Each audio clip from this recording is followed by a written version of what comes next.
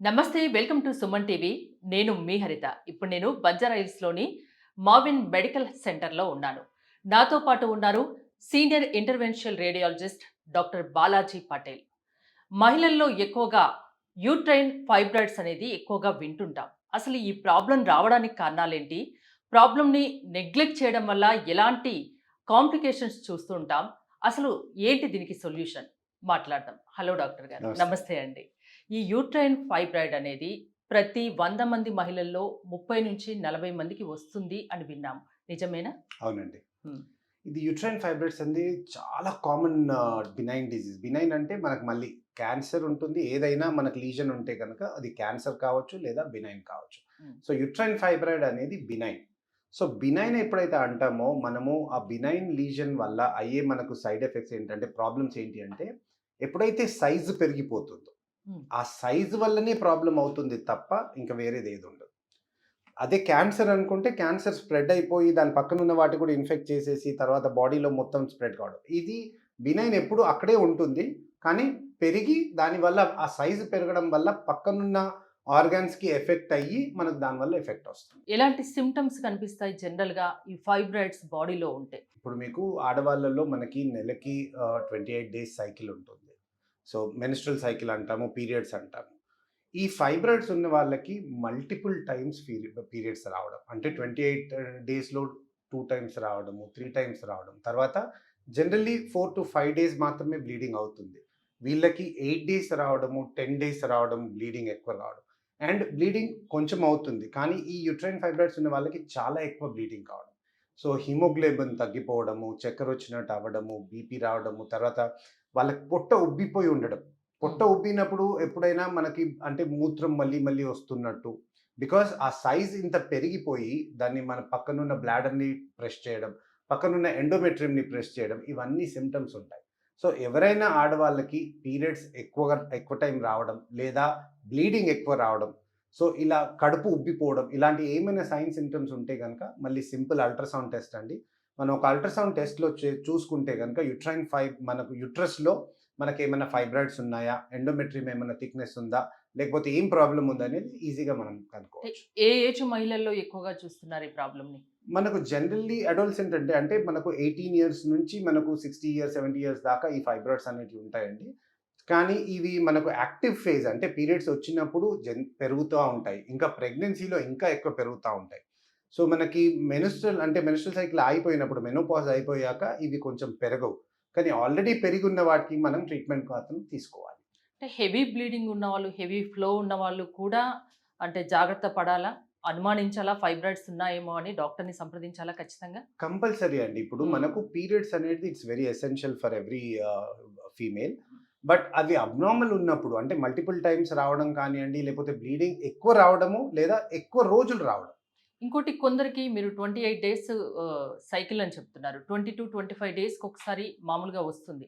అది కూడా అనుమానించాలా ఫైబ్రాయిడ్స్ అని? 22-25 ఇట్స్ ఓకే అండి. అదేం హ్మ్. అదేం ప్రాబ్లమ్ లేదు. బట్ మంత్‌లో 2 టైమ్స్ రావడం, లేదా అసలు రాకపోవడం. సో, ఇలా చాలా ప్రాబ్లమ్స్ ఉంటాయి. ఇవన్నీ మనం ఒక సింపుల్ అల్ట్రాసౌండ్ టెస్ట్ చేస్తే గనక మనకు అన్నీ నిర్ధారించొచ్చండి. మనకు ఫైబ్రాయిడ్స్ ఉన్నాయా? పీసీఓడీ ఉందా? ఎండోమెట్రియల్ థిక్‌నెస్ ఉందా? లేకపోతే ఇంకేమైనా ప్రాబ్లమ్ ఉందా? అనేది మనం కనుక్కోవచ్చు. సో, ఇట్లాంటి ఏ సింప్టమ్స్ ఉన్నా ఫస్ట్ మనం ఒక అల్ట్రాసౌండ్ టెస్ట్ చేసుకుంటే గనక అందులో నిర్ధారించొచ్చు. ఫైబ్రాయిడ్స్‌ని లేడీస్ నెగ్లెక్ట్ చేయడం వల్ల ఎలాంటి కాంప్లికేషన్స్ చూస్తున్నారు? మీకిప్పుడే చెప్పానండి. మనకు ఫైబ్రాయిడ్స్ అనేది బినైన్ లీషన్. హ్మ్. సో, ఎప్పుడైతే సైజ్ పెరిగిపోతుందో, ఆ సైజ్ వల్ల అది ఎండోమెట్రియంని కంప్రెస్ చేస్తుందా? లేకపోతే పక్కన బ్లాడర్‌ని కంప్రెస్ చేస్తుందా? లేకపోతే ఇంకా వేరే ఏదన్నా ఆర్గన్‌ని కంప్రెస్ చేస్తుందా? దాన్ని బట్టి సింప్టమ్స్ ఉంటాయి. సో, ఫైబ్రాయిడ్స్ మనకు చిన్నగా మనం ఫస్ట్‌గా స్కాన్ చేసుకుంటే సెంటీమీటర్ ఉండొచ్చు. లేకపోతే 2 సెంటీమీటర్స్, 3 సెంటీమీటర్. ఎప్పుడైతే 2, 3 సెంటీమీటర్స్ కంటే ఇంక్రీజ్ అవుతుందో అవి సింప్టమ్స్ స్టార్ట్ చేస్తాయి. సో, బ్లీడింగ్ రావడము, లేకపోతే మనకు యూరిన్ మళ్ళీ మళ్ళీ తరచుగా రావడం, పొట్ట ఆల్‌మోస్ట్ ప్రెగ్నెన్సీలా ఉండడము.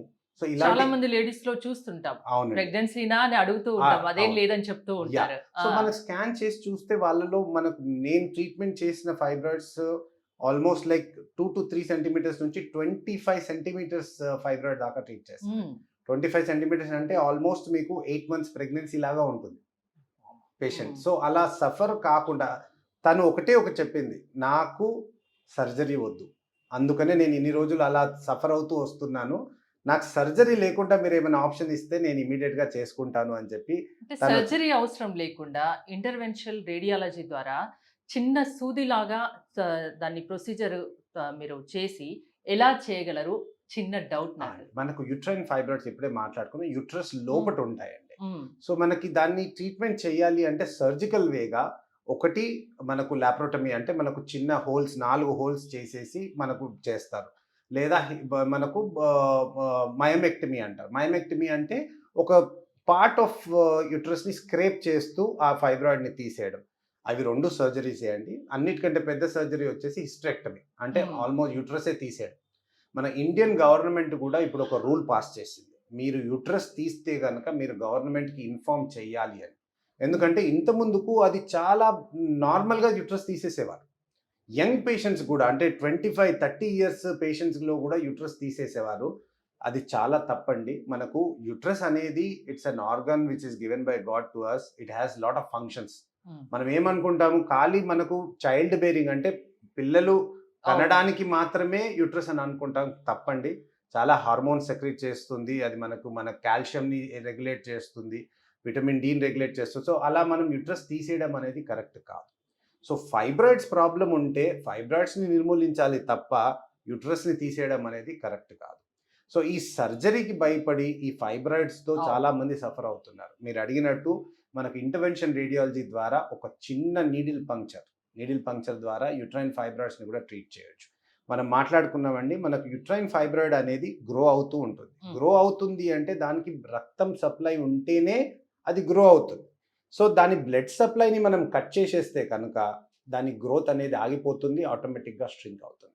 హ్మ్. మీ ద్వారా ఇంకొక ఇంపార్టెంట్ మెసేజ్ చేయాల్సింది ఏంటంటే యంగ్ పేషెంట్స్‌కి ఒక అపోహ ఉంది. ఏంటిది?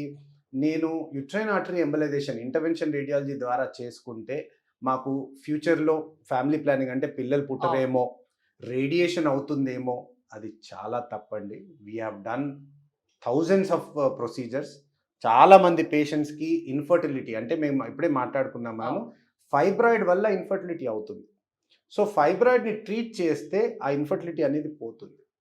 తప్ప మనకు యుట్రస్‌లో మళ్ళీ మనకు ప్రెగ్నెన్సీ రావడం అనే దానికి ఏది ప్రాబ్లమ్ కాదు.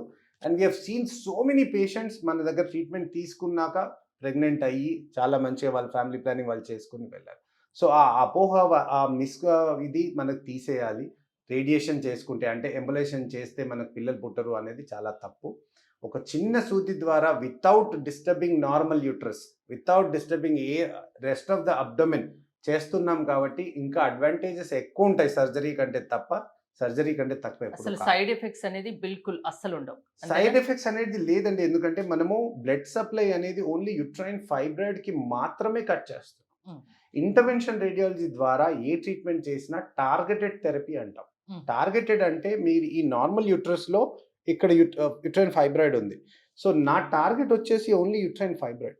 మామూలు యుట్రస్ మొత్తం అలానే ఉంటుంది. మీకు లివర్ క్యాన్సర్ ట్రీట్ చేసినా ఓన్లీ ట్యూమర్‌ని మాత్రమే ట్రీట్ చేస్తుంది. లివర్ మొత్తం నార్మల్‌గా ఉంటుంది. సో, అలా ఇంటర్వెన్షన్ రేడియాలజీ ద్వారా ఏ ట్రీట్మెంట్ చేసినా ఆ టార్గెట్ అంటే మన లీజన్ మన టార్గెట్. ఇప్పుడు యుట్రైన్ ఫైబ్రాయిడ్ మన టార్గెట్.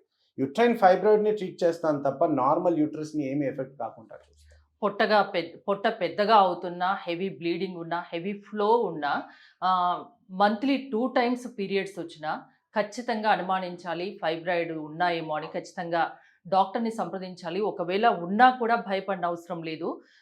సర్జరీ అవసరం లేకుండా అవును. మావెన్‌లో చిన్న ప్రొసీజర్ ద్వారా పర్మనెంట్ క్యూర్ ఉంటుంది అని చెప్తున్నారు. అంతేనా? అంతే. థాంక్ యూ డాక్టర్ గారు. థాంక్ మీరు గనక మావెన్‌లో ట్రీట్మెంట్ చేయించుకోవాలి అనుకుంటే స్క్రీన్‌పై స్క్రోల్ అవుతున్న నంబర్స్ కాల్ చేసి కాంటాక్ట్ అవ్వండి. చూస్తూనే ఉండండి సుమన్ టీవీ.